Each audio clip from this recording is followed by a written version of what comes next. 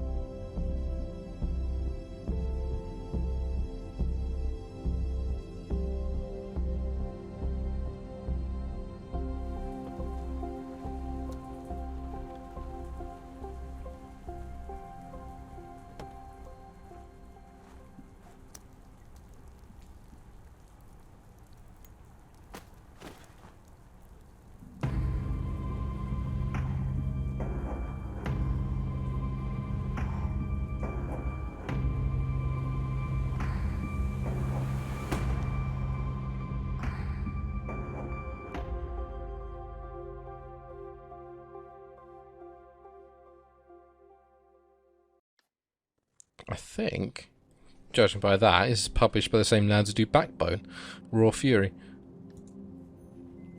Doctor here. Sir, can you hear me? Or do I need to speak up? You're fine. She takes a deep breath. Sir, you've just spent 2 weeks in a coma. The word bounces around your head. You need a moment to understand its meaning. Coma. The word scratches along your throat. Yes, you were the victim of an assault. The word resonates in your head. Victim. You are aware a serial killer is currently on the loose in Paris. You feel the contents of your stomach crawling up your throat. The judge, as the police call the killer, assaulted you. The bullet touched your liver, and in most circumstances it would have been fatal. We chose to put you in an induced... A voice becomes more distant, fades. You taste bile at the back of your mouth. Your head is burning. You hear a whistle in one ear. Your fingers move to your wound. Underneath the bandages you can feel hard skin. It is incredibly painful. Did they... I'm sorry? Did they catch the judge? No. What about my passenger? He was dead before you even got out of your cab. The doctor is silent for a second, a very awkward second. She hesitates. The police would like to see you as soon as possible to ask you some questions. After all, you're the only one who survived the judge. Noise in the hallway attracts your attention. You try to turn your head, to no avail. You need to rest. She leaves the room. Her voice resonates in the hallway. I don't care he's the only witness. You're definitely not in a position to answer questions. Another female voice joins in, a strong, authoritarian voice. You can't clearly make out what she's saying. Assume that's supposed to be make out. A strange feeling washes over you. It's not pain, not fatigue, some odd combination of the two.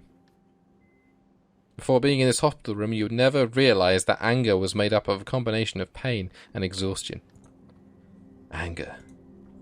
A feeling you know all too well. Days go by, and a month later... Night 1. Oof. Ooh. Okay. I have 327 euros to my name. Well, look, I've got a bit of a problem. A real problem, that is. You have a pounding headache. It's your first night behind the wheel since the attack. Are you listening to me? You catch your boss's eye in the rearview mirror. Sorry.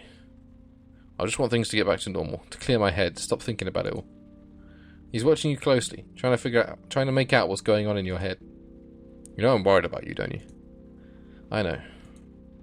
You're like a son to me, you know. I know. And you know he's about to tell you the story of his taxi fleet again. When my father died and left me the store, I could have sold it. I could have retired, gone back to the old country. Let him go on. But I decided to start a cab fleet with the money he left me, to hire the guys from the neighbourhood. That's why I got 45 guys like you working for me.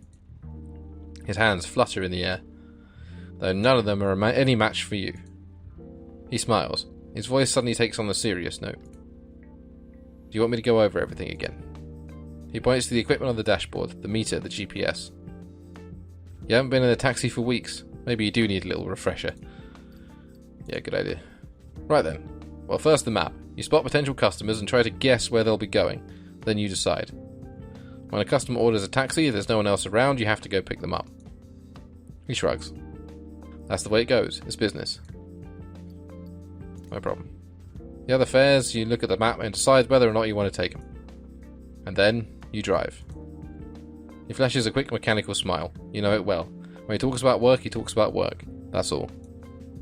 When his shift is over, we do the numbers, and his voice trails off with searching for the right words. And that's all. It's pretty simple. There's no reason why you can't do it. Oh right. No overtime. We're in France here, in case you didn't know by the Paris comment, and there are rules, regulations. You might not see it that way, but no one likes having a driver who hasn't slept for 24 hours. Yeah, I don't pay to be scared. He looks away. Something's been bothering him since he got in the cab. Anyhow, you know the ropes. You get it. I know you're going to do a good job. What's the matter? Your boss keeps quiet for a while as if hesitant to speak, and then... I don't think it's a good idea. You shouldn't be driving.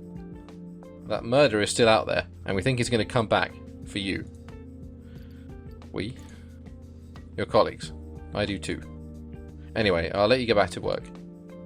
Every minute spent in your taxi is a minute lost. He gives you a smile, half ironic, half serious. You can count on me. He scratches an invisible stain on the armrest. Yeah, I know. That's the problem. He smiles. Your boss opens the door and exits the cab. You watch him cross the street and enter the fleet garage. A couple of colleagues are milling about. Taxis are coming and going. They all ignore you, consciously or unconsciously. You are branded. Great. You sit there a moment, then turn the key in the ignition. The hum of the engine sends a tingle down your spine. It's impossible to describe how you miss that feeling. It's back to the night shift, back to life.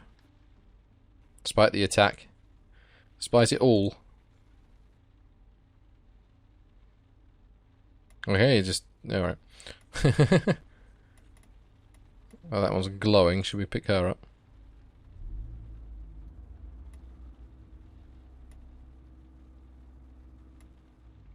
Distance, 291, fare, €9. Saint... Okay. You immediately recognise the passenger who just climbed into the back seat of your cab.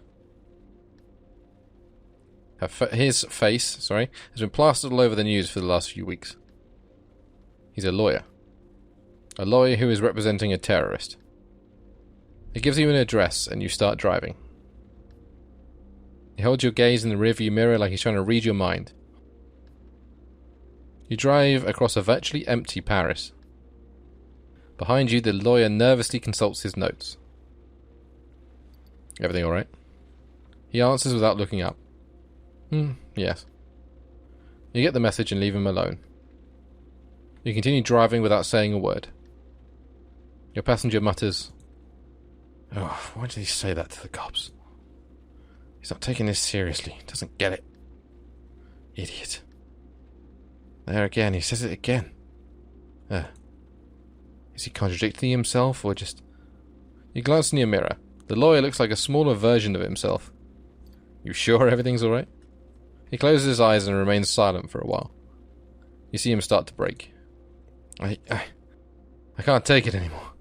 He takes a deep breath. He loses control of his voice. This guy is a real asshole. He's not just a monster, he's a total idiot. Tears form at the corner of his eyes.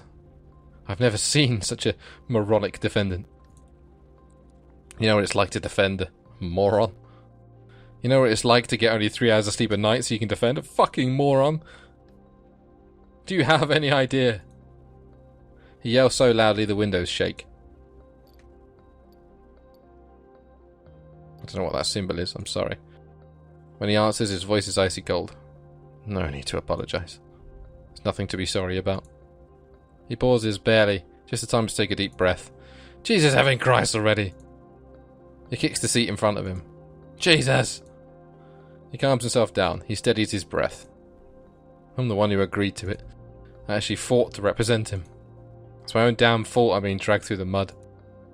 He raises his hand, snickers. Yeah, I admit it. First I thought it was pretty great. Being on TV, all the interviews, journalists asking my opinion about everything. I shook so many hands, said so many words, sentences, yet I actually said nothing. When I worked in the hood, not a single person cared about my work. And now, in 5 hours, I have to be on the radio and 7 on TV. He pauses, breathes. His voice sounds further and further away. I don't know what the symbols are. You should get some rest. Rest? No way. Actually, it's simple. I almost never sleep. When I lie in bed, I stare at the ceiling and go over the evidence in my head. He sits up. It's barbaric, disgusting, so horrific it's almost unreal. He lets out a sigh from somewhere deep in his body. And then I discover my client bought nails. The nails that were in the bombs at the corner market. And he kept the receipt. They kept the fucking receipt. Folded it in half and slipped it in his wallet.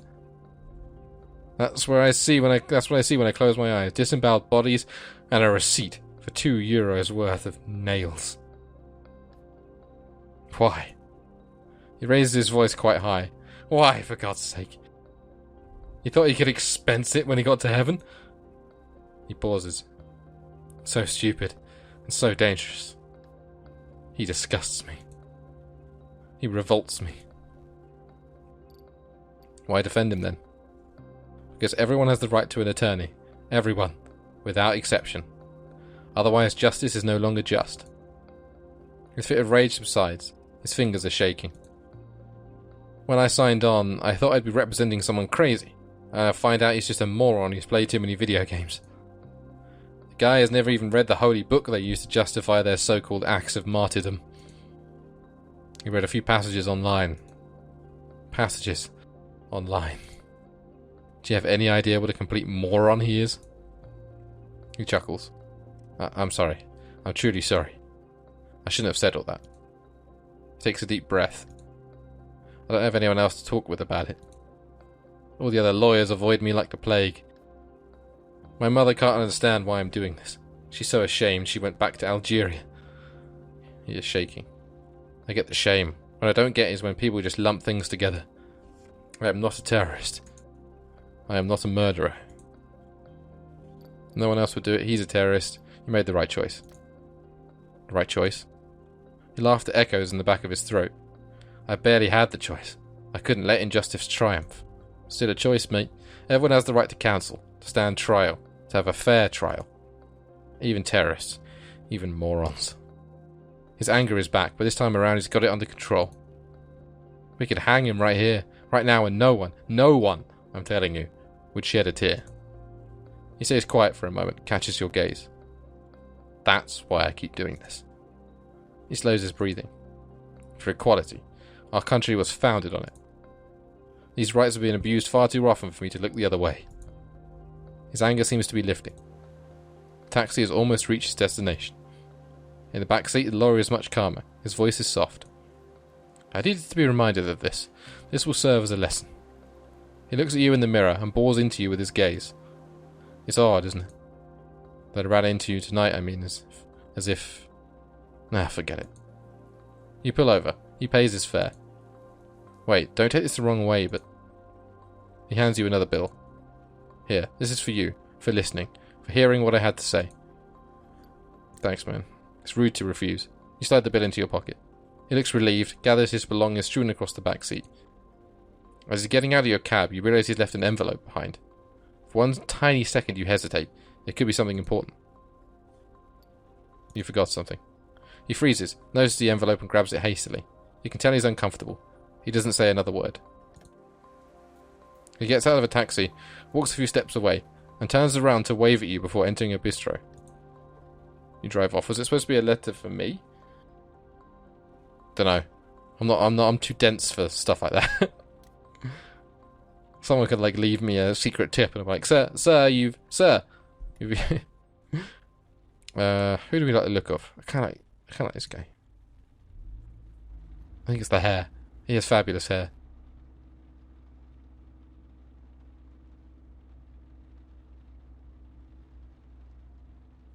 It's Agn. That might be a male name. I don't know. Maybe the accent makes it not sound like Agnes. Agnes Bertrand. Back to Bologna, please. That's pretty decent fare. Take it. Takes you a minute to realise the person who just got into your cab is a woman. Okay, it is Agnes. You hate it when your brain skips a beat, when you misread a face or a scene, and yet she is in fact a woman with a beard and a small battered suitcase. Gee, not unhappy to be here. She lets out one of those distinctive sighs, the kind a traveller gives after a long plane ride, then gives you an address in the suburbs. You start the cab. The road is wide open, no traffic. You glance at your passenger. You got in late. Delayed for hours in New Delhi. I thought we'd never leave. How did you like India? It was incredible. A real experience. She stopped short. I'm sure you hear that all the time from passengers back from there. You smile. No, actually I don't. Really? Most of my passengers find it too dirty, too crowded. They complain about the spicy food, the noise, the smells. She gives a short laugh. True enough, but I don't get it. All those people who go to countries that are so completely different and who come back in shock. Of course a country like India is going to be different. It's an entirely different world with its own communities, languages and customs. No connection to ours whatsoever.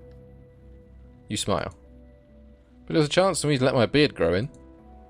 She runs her hand through her beard. The gesture is new to her and clearly hard won. What do you think? Takes you a minute to respond. Don't worry, tell me the truth. I like it. She flinches. You're just saying that not to offend me. No, I swear it's different. Being different is a good thing. What do you mean? Well, you see, I see lots of people every night, and I only remember a few. Everyone looks the same today. You see one guy who's graduated from business school, you see them all. She laughs. So you're going to remember me? Of course I am. Unless you don't want me to, that is. No, not at all. On the contrary. She sighs. It's amazing, the sense of relief. I already feel so much lighter. Sense of lightness is so wonderful. She smiles. You can read the weariness in her eyes. At first, I was supposed to go to India with my ex-husband. We split up 2 years ago, but he was still living in my house and I just couldn't let him go. She gives an almost imperceptible shrug, as if to emphasize the irony. We always wanted to see India, and we'd never be able to go. We had the kids, and there was school, and then... Anyway. The day we were supposed to leave, he chickened out, and I got on the plane. She spreads her hands with a broad grin. She radiates warmth and good spirits. She'd be the perfect grandmother. Warm, slightly eccentric, ready for adventure. 4 weeks. Delhi, Jaipur, Bombay, Goa.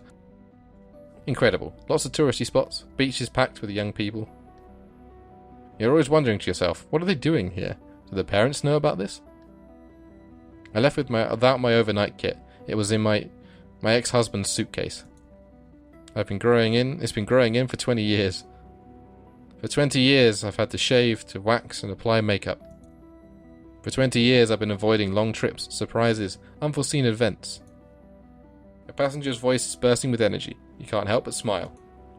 So here I am, growing this very full beard. Anyway, people, they don't give a shit about me, except to make fun of me. So I stopped caring. You can't begin to imagine how it feels, not having to shave, to put on makeup every day. You can see the fatigue in her eyes, the exhaustion. Every single day.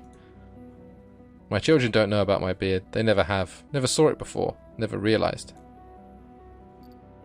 Are you worried? Am I afraid? I suppose I am a little, but I'm ready. Ready to take the world by storm, to embrace it and not let go. I used to be so... how can I put it? What's the opposite of selfish? You're a total loss. Not selfless, not disinterested. I used to be so out of touch with myself, physically. Yes, that's it. I was out of touch with my body. Cut off from the real me. She flashes you a smile that instantly fades. Well, it's easy to say that right now, what with the fatigue of travelling and all. But maybe tomorrow, when I see them again. She stopped short, as if to compose herself. Anyway, tomorrow's another day, all in good time. You drive her down the street. Your passenger glances out the window anxiously. You pull up to her address, a small suburban house like thousands of others, in need of a fresh coat of paint. Everything alright? There's just one more thing I have to do. I have to kick my husband out, once and for all. She pauses. My ex-husband. She grins and hands you the fare. She lets out a long, happy sigh, then adds energetically, good luck to you. And remember, keep that smile on your face. She walks away from the taxi, a small suitcase in hand. You drive away, your spirits renewed. Well, she was awesome. You can go get him, girl. I wish I didn't have to misread an envelope being landed. The door suddenly opens and a woman gets in the back seat.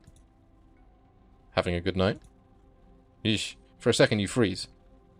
It's one of the cops working on the judge's case. She grins at you. Her voice creaks. You remember seeing her at the hospital. Something already bothered you about her there. You know, it's actually pretty crazy. For weeks I've been saying to myself there's something off about you. Something not so nice. I dug around, mulled it over, bugged all my fellow cops about it, because I was sure you lied to us. Didn't lie. She whistles to cut you off. Hey, I'm talking. She has a cold sneer on her face. Fuck you. I'm going to be frank with you. She leans over to you. I don't think you're the judge. Nah, I just can't picture it. She squints like she's trying to make you out from far away. Like you'd have gone to the extent of hurting yourself. Yeah, between us, it's a bit of a stretch. She stares at you. But not enough of a stretch for my chief to stop going on and on about you. Seriously, he talks about you all the time. If I didn't know better, I'd think he had a crush on you. No, I think he's more interested in your profile. In prison at 17. An icy chill fills your gut. And for murder, too. Oh, shit. Open your mouth, but nothing comes out. Since you got out, you've kept a low profile, but you're lying about your name and your address. I checked. It's normal, you'd say. If they get word of your time served, no loan for your permit, no lease for your car. Meaning, no second chance at life. Her voice becomes softer, almost warm. And I personally like guys who want a second chance. No, I like guys who fight for a second chance. Basically, I like guys who are willing to work for me. She leans forward, her shining cat-like eyes narrowing. My chief wants to go to the prosecutor with a first and last name, with evidence. Actually, knowing him, he's not so hot on evidence. So I'll give you info. Victims, suspects, medical reports, some photos that are a bit... She makes a gagging noise. You have to be discreet. Keep it between you and me. Interrogate, ask questions, dig around. I'm not a cop. She shrugs. Don't worry, you're already keener than half the squad. And don't forget, I'm not asking you to make an arrest and deliver the killer wrapped up with a bow in front of the station, okay? You're no Batman. You're just here to get me more information. She rummages around in her pockets for what seems like forever. Here, take my card. I'll call you in 3-4 days just to check in. We'll chat. And I'll let you know if I have any new info. She takes on a didactic, paternalistic tone, like she was giving you a list of recommendations for the 100th time. Don't get caught, don't get arrested. Also, I wouldn't recommend trying to leave Paris. I know what you look like, and I know who your friends are. You can be either the solution or the problem, my friend. She takes a minute to scan your face, your emotions. If I have to go, I'll check in on you-know-who. Sorry, if I have to, I'll check in on you-know-who. His smile is biting. That reminds me, does she know you've done time? You shake your head. She snickers. Oh, my little dirtbag, you cover your tracks well. I did what I could. Yeah, if you say so. She sighs in a tired, exaggerated way. Don't try to mess with me, man. If things don't go well, I'll turn you in. I'll send your picture to all my friends in the media and every arsehole in Paris. Your picture with your name on it. Your real name. Anyone close to you will have their places searched. They'll be put under house arrest, spend nights in jail. You have any ideas how tense things are with that fucker's trial underway? You sigh. You know just what she's trying to get at. Come to think of it, your last names are almost the same. You could be brothers, actually. I'm nothing like that son of a bitch. She smiles. Let me tell you, with that face of yours and your handle, they'll welcome you with open arms. Just say nothing. She takes on a serious tone, businesslike. I want to catch this killer personally. I want to drag him to court, ruin his fucking life with a bang. I can't botch this case, you got me? And neither can you, right? Obviously. Well, great then. We see eye to eye. So you can just say you're my informant, my CI. He ripped open your gut. You saw your own insides. You were in a coma. Yeah, you have plenty of reasons to want to get back at him. She furrows her brow. Yeah, I think you're actually going to do what I tell you to. You investigate, ask questions, listen to all the rumours you come up with a list of listen to all the rumours and you come up with a list of suspects. She lays a hand on the door handle and freezes. Oh, right, and don't get fired. That is cab, you're worth nothing to me. You glare at her. Probably best not to insult her. She puts her hand up and you can hear the words behind it. This conversation never happened. I'll make sure you get more intel tomorrow. I'll find a way. Until then. Not a word to anyone, obviously. Not a word. The door opens, squeaks, and slams shut. Well, nice, she's getting threatened by a cop. Fucking bitch. You sit alone for a while, teeth clenched, dry-eyed, ears buzzing. Shit. On the back seat, the cop left a pile of papers. Shit. Key in the ignition, motor running. Radio on, crackles. You turn it off and start driving.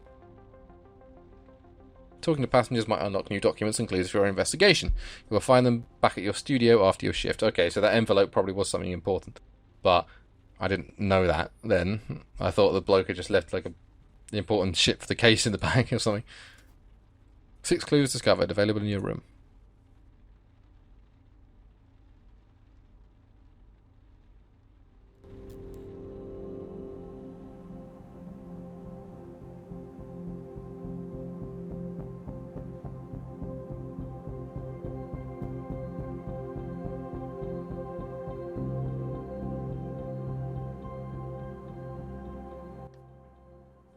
You take a second to enjoy the silence of your studio apartment. Outside, the city is slowly waking up. You can still hear the hum of the taxi buzzing in your ears. You throw the files Bussett gave you on the table. On the wall, you hung up the big corkboard where you used to pin up photos of your nephews. They've been gone since you got out of... Your plan is simple. Jot down all the pieces of evidence and connect them to the suspects. The guilty party won't necessarily be the one with the most evidence against them, but the one with the most compelling most compelling evidence against them. It's like you're building a story about each suspect. Trying to understand their motives. Understand how he or she got into this situation. You're suddenly overcome with the desire to sleep. You close your eyes, press your fingers to your eyelids and let out a yawn. You sigh and get to work. Let's have a look at the board. Well, that's the lawyer. Well-known lawyer from St. Ouen, defender on the Dower case, defender of several molested kids in poor neighbourhoods, was a promising football player when he was 10. Hervé Grillau. Homeless man with an unknown background. Briefly worked with Charles Bourgrain, victim 2 in the 90s. Got health issues after Richardin health scandal. Couple of arrests for breaking and entering. Piero Betaz. Dad was a cop. He was a cop in Paris. Died 2 years ago. Mum got health issues after Richardin health scandal. Gay, in a relationship, never disclosed this information at work. Richardin seems to be coming up. Medical examiner in Paris. Escaped from Argentina when she was young. Lost her parents to the Argentinian junta. The process. Paul-Marie Fragonard. Retired cop, joined the police in 1977. Divorced from a judge. Born in the French Antilles. Moved to mainland France in 1976. Autopsy report. Victim 3. 2 clues discovered. Okay, can I see it? Can I see the autopsy report? I guess maybe if we just examine them all, they might get put to us. Killer case.